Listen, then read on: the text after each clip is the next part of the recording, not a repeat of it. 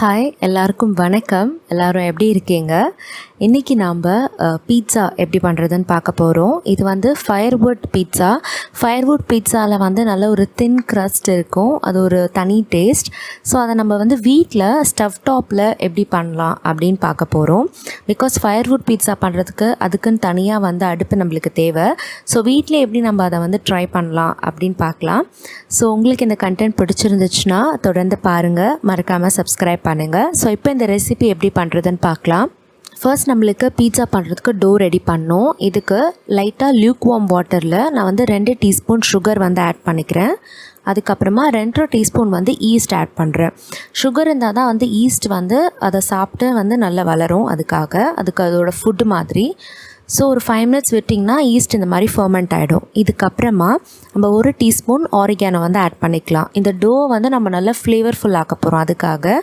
அதுக்கப்புறமா தேவையான அளவுக்கு உப்பு, அப்புறம் 3 டீஸ்பூன் ஆயில் வந்து ஆட் பண்ணிக்கிறேன். இது எல்லாத்தையும் நல்லா நம்ம வந்து மிக்ஸ் பண்ணி விட்டுக்கலாம். நீங்கள் ஈஸ்ட் ஆட் பண்ணும்போது தண்ணி வந்து ரொம்ப கொதிக்க இருக்கக்கூடாது. அப்போ ஈஸ்ட் வந்து உங்களுக்கு ஃபர்மெண்ட் ஆகாது. இப்போ இதில் நான் 2.5 கப் மைதா மாவு வந்து ஆட் பண்ணிக்கிறேன். இது எல்லாத்தையும் நம்ம நல்லா நீட் பண்ணிக்கலாம். ஃபஸ்ட்டு நீங்கள் நீட் பண்ணும்போது ரொம்ப ஒட்டுற மாதிரி இருக்கும். பட் நீங்கள் நீட் பண்ண எல்லா மாவும் நல்லா கம்பைண்ட் ஆகி நம்மளுக்கு ஒரு டோ மாதிரி ரெடி ஆகிடும். இப்போ இதில் ஆயில் ஆட் பண்ணி நல்லா கொஞ்சம் சூடான இடமா பார்த்து இந்த டோ ப்ரூஃப் பண்ணுறதுக்கு ஒரு 2-3 மணி நேரம் அப்படியே விட்டுருங்க. இப்போ நம்ம ப்ரெஸ் பண்ணோன்னா டோ வந்து பவுன்ஸ் பேக் ஆகுது இல்லையா? இந்த அளவுக்கு இருக்கணும் நம்ம டோ வந்து ப்ரூஃப் பண்ணுறதுக்கு முன்னாடி. இப்போ நம்ம பீட்சா சாஸ் ரெடி பண்ணலாம். உங்கள்கிட்ட ரெடிமேட் பீட்சா சாஸ் இருந்துச்சுன்னா அதை யூஸ் பண்ணுங்கள். இல்லைனா கெச்சப் இருக்கு இல்லையா, அது வந்து ஒரு 3 டேபிள் ஸ்பூன் கெச்சப் வந்து எடுத்துக்கோங்க.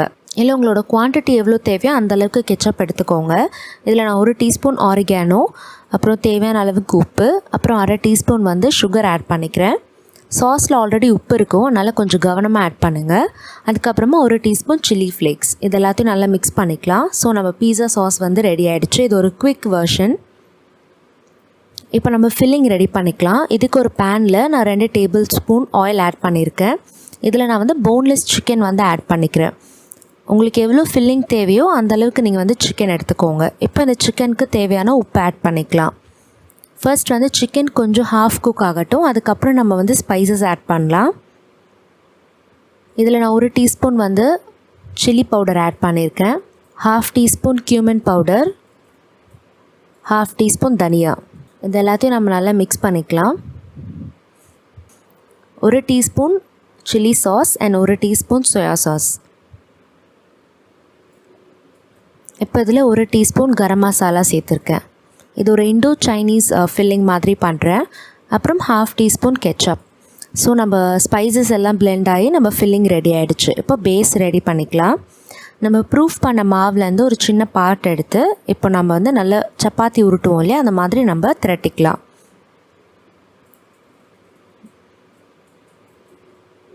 நீங்கள் கையிலே இந்த மாதிரி நீங்கள் திரட்டினாலும் பண்ணலாம். இல்லைனா அந்த ரோலிங் பென் இருக்கும் இல்லையா, அதை வச்சு கூட நீங்கள் மாவு மாதிரி நல்லா திரட்டிக்கோங்க. நல்ல ரவுண்ட் ஷேப்பில் பீட்சா ஷேப் இருக்கும் இல்லையா, அந்த மாதிரி ரவுண்ட் ஷேப்பில் வந்து நல்லா வந்து மாவை திரட்டிக்கோங்க. இந்த பேஸ் பார்த்திங்கன்னா ரொம்ப தின்னாக இருக்கக்கூடாது, அதே மாதிரி ரொம்ப திக்காகவும் இருக்கக்கூடாது. இப்போது இதில் நான் ஃபோக் வச்சு இந்த மாதிரி இம்ப்ரெஷன்ஸ் கொடுத்துக்கிறேன். அப்போ தான் நம்ம வேக வைக்கும் போது மாவு வந்து நல்லா உப்பி வராது. ஸோ வந்து இப்போ ஸ்டவ் ஆன் பண்ணிக்கோங்க. நம்ம ரொட்டி ஃபுல்காலாம் பண்ணுறதுக்கு இந்த மாதிரி இருக்கும் இல்லையா, அதில் தான் நம்ம வந்து மாவு வந்து நம்ம பேஸை வந்து ரெடி பண்ண போகிறோம். ஸோ ஆஸ் யூஷுவல் நம்ம சப்பாத்தி வேக வைக்கிற மாதிரி தான். ஃபயர்வுட் பீட்சாவோட மெயின் அந்த பேஸில் வந்து நம்மளுக்கு அந்த கோல் மார்க்ஸ் இருக்கும், நல்லா அந்த கறியில் வேக வச்ச அந்த மார்க்ஸ் இருக்கும். ஸோ அதை அச்சீவ் பண்ணுறதுக்கு நம்ம ஸ்டவ் டாப்பில் இந்த மாதிரி நம்ம ரொட்டி மேக்கரில் இந்த மாதிரி நம்ம திருப்புறதுக்கு ஃபுல்காலாம் திருப்புறதுக்கு யூஸ் பண்ணுவோம் இல்லையா, இதில் நம்ம எல்லா சைடும் வந்து இப்படி திருப்பி வேக வைக்கும் போது அந்த கிரில் மாதிரி இருக்கிறதோட மார்க்ஸ் வந்து இதில் விழும். ஸோ அது பார்க்குறதுக்கு நம்ம அந்த ஃபயர்வுட் பீட்சாவில் எப்படி இருக்குமோ அந்த மாதிரியே இருக்கும் நம்மளுக்கு. ஸோ எல்லா சைடும் திருப்பி நல்லா குக் பண்ணிக்கோங்க. ஸோ பேஸை வந்து நல்லா குக் பண்ணுங்கள். ஏன்னா இதுக்கப்புறம் நம்ம ஃபில்லிங்லாம் வச்சு குக் பண்ணும் போது பேஸ் அந்த அளவுக்கு குக் ஆகாது.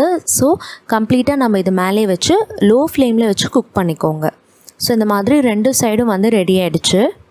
இப்போ ஒரு பேனில் நம்ம பேஸ் வச்சுருக்கோம். இதுக்கு மேலே பீட்சா சாஸ் வந்து அப்ளை பண்ணிக்கலாம். நான் இன்னும் ஸ்டவ்வை ஆன் பண்ணலை.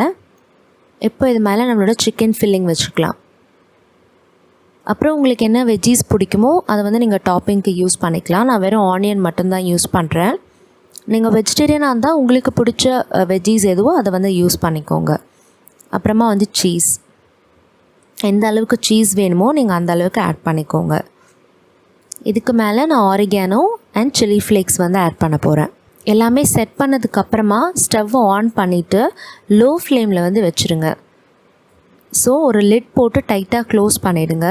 இந்த சீஸ்லாம் நல்லா மெல்ட் ஆகி எல்லாத்தையும் கூட பைண்ட் ஆகணும். ஸோ ஒரு 5 மினிட்ஸ் 3 to 5 மினிட்ஸில் வந்து இது ரெடி ஆகிடும். ஸோ நம்ம பீட்சா வந்து சூப்பராக ரெடி ஆகிடுச்சு. ஸோ கண்டிப்பாக ட்ரை பண்ணி பாருங்கள். ரொம்பவே ஈஸியாக பண்ணிடலாம். ட்ரை பண்ணி பார்த்துட்டு எப்படி வந்துச்சுன்னு மறக்காமல் என் கூட கமெண்ட்டில் ஷேர் பண்ணுங்கள். நன்றி.